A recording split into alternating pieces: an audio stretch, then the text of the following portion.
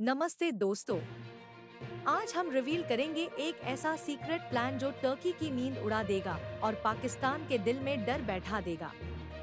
जी हाँ, भारत ने छोटे से देश साइप्रस को अपना मोहरा बनाकर टर्की को चारों तरफ से घेर लिया है। ये कोई छोटी मोटी स्ट्रैटेजी नहीं, बल्कि एक बड़ा जियोपॉलिटिकल मास्टर स्ट्रोक है। तो वीडियो के एंड तक बने रहिए, क्योंकि ये कहानी है फुल ऑफ ट्विस्ट, स्ट्रैटेजी और पावर मूव्स।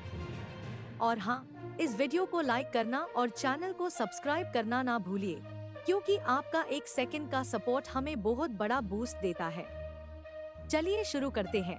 दोस्तों, भारत ने अपनी डिप्लोमेसी का लेवल बदल दिया है।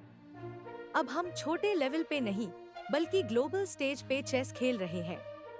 और इस खेल का लेटेस्ट मूव है साइप्रस। जी हाँ, वो छोटा सा देश जो मेडिटेरेनियन सी के बीच में शाइन कर रहा है, अब भारत का स्ट्रैटेजिक पार्टनर बन चुका है। टर्की, जो पाकिस्तान के साथ मिलकर भारत को आंखें दिखता था, अब खुद हाई इस गेम में फंस गया है।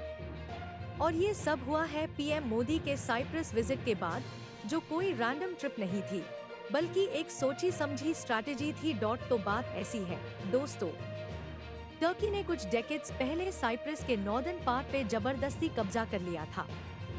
तब से साइप्रस और टर्की के बीच कोल्ड वॉर जैसी सिचुएशन है, और भारत ने इस सिचुएशन का फुल फायदा उठाया है। पीएम मोदी ने 23 साल बाद किसी इंडियन पीएम के पहले साइप्रस विजिट के साथ टर्की को क्लियर मैसेज दिया, भाई अब गेम बदल गया है। ये विजिट G7 समिट के बहाने हुआ, लेकिन असली मोटिव था टर्की को उसकी औकात दिखाना। अब थोड़ी ज्योग्राफी समझ लीजिए। मैप पे देखो, इंडिया एक तरफ, टर्की ऊपर, और उसके थोड़ी नीचे साइप्रस है। ये छोटा सा देश अपनी नेचुरल ब्यूटी और रिसोर्सेज के लिए फेमस है, लेकिन इसकी स्ट्रैटेजिक लोकेशन हाई इसे गेम चेंजर बनती है। साइप्रस मेडिटेरेनियन सी में एक गेटवे है, यूरोप, मिडिल ईस्ट और अफ्रीका के बिजनेस के लिए परफेक्ट स्पॉट।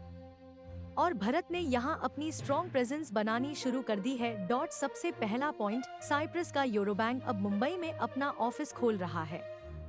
ये बैंक इंडियन बिजनेसेस के लिए यूरोप में एंट्री का गोल्डन टिकट है। कम टैक्सेस, स्ट्रॉन्ग फाइनेंशियल सिस्टम और शिपिंग बिजनेस के साथ साइप्रस इंडियन कंपनीज के लिए एक लॉन्चपद बन सकता है। इतना ही नहीं, यूरोबैंक ने इंडियन चेंबर ऑफ कॉमर्स के साथ एक MoU साइन किया है और जल्द ही UPI पेमेंट्स को भी एनेबल करेगा। मतलब इंडियन ट्रेडर्स के लिए इंटरनेशनल ट्रांजैक्शंस अब एकदम स्मूथ हो जाएंगे। दूसरा, India middle east Europe economic corridor IMEC का सीन देखो। ये कॉरिडोर साइप्रस के बिल्कुल बगल से गुजरता है। इसे ट्रेड और लॉजिस्टिक्स इजी हो जाएगा, और टर्की की हेल्प लिए बिना ही भारत अपना बिजनेस बढ़ा सकता है। सिक्योरिटी का कोई रिस्क नहीं और ट्रेड का फुल कंट्रोल भारत के हाथ में। तीसरा और बड़ा पॉइंट, नेचुरल गैस। साइप्रस के पास ईस्ट मेडिटेरेनियन सी में बेड गैस रिजर्व्स माइल है, और वो अब एनर्जी सेक्टर में बड़ा प्लेयर बन रहा है।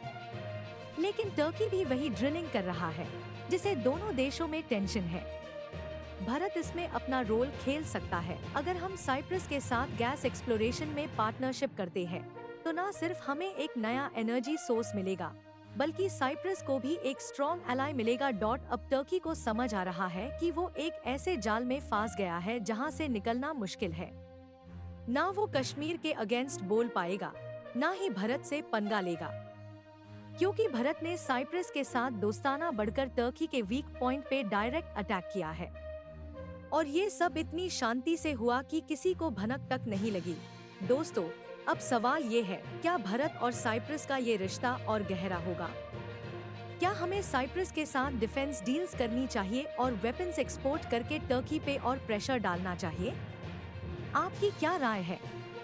कमेंट बॉक्स में अपना ओपिनियन जरूर शेयर करो। और अगर ये वीडियो पसंद आया तो लाइक करो, अपने दोस्तों के साथ शेयर करो और चैनल को सब्सक्राइब करके बेल आइकन को प्रेस कर दो, क्योंकि ऐसे नॉलेजेबल वीडियोस आप तक हर बार पहुंचे, ये हमारा वादा है। जय श्री राम।